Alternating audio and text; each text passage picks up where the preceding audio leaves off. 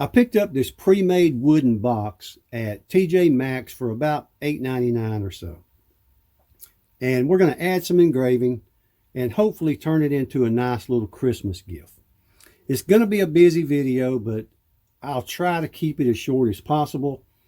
We're going to use LightBurn and the xTool D1 Pro 40 watt to do part of it.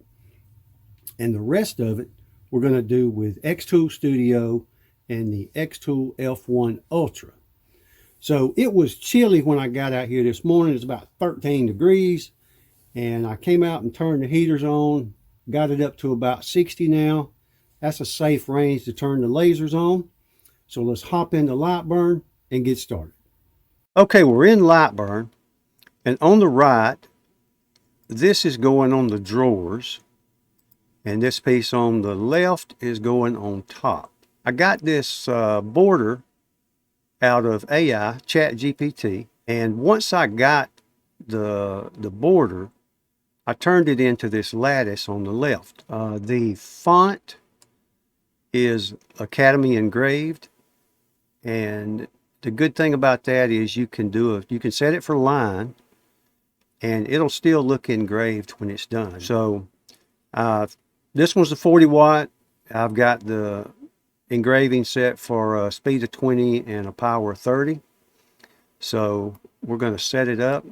I'll just pull these over to the side, get them out of the way, and we will hit this camera and see where we're setting.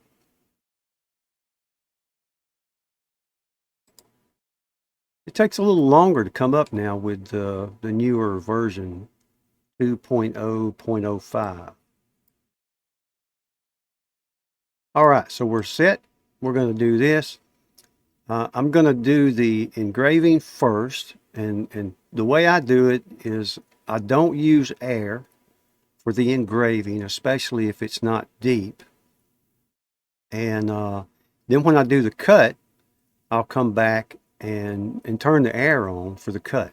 And you get a cleaner look that way, at least that's my opinion. You give it a try and see what you think.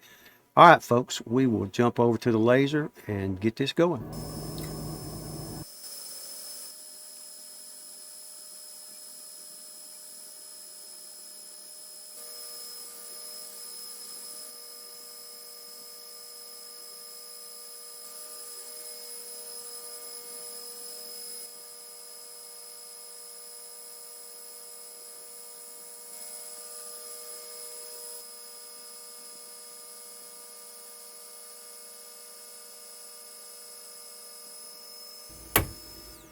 That looks like a clean engraving and cut. So let's hop into xTool Studio and to the F1 Ultra and finish this up. Okay, we finished off the top with LightBurn and the 40 watt. I've got it setting on the piece, glued on, and letting it set up. And we're going to do one of the drawers, and then I'll finish them all off and we'll get a look at the finished product in the end. So I pulled over as a vector what's going on the drawer, and we will go up to measure and let xTool Studio and the F1 Ultra measure it out. And there we go, focusing successful. We'll refresh the background.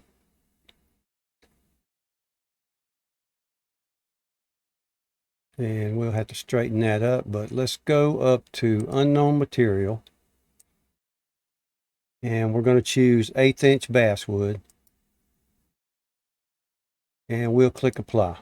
What I'm going to do is bump up these settings a little bit and then run a couple of extra passes. So instead of 85% power, we'll go 90. On the speed, we will back it off to 125. And number of passes, we'll do 2. And if that works out fine, we're good. If not, we'll run it again. So we're running it as a score. Let me see if I can get this set on there. I hope I didn't make it too big. I knew I would lose this little piece right in the center, and I'm hoping it don't hit the bed. Maybe it'll hit inside there. But I think we're okay. Maybe that little tilt right there. That looks like it's set, so we're going to run it from there and see what we get.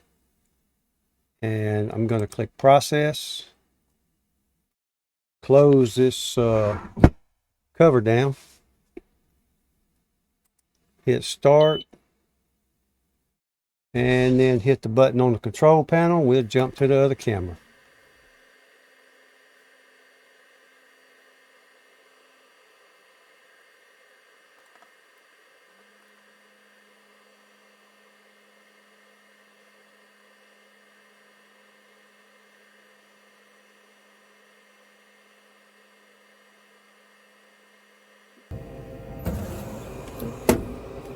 That actually done pretty good.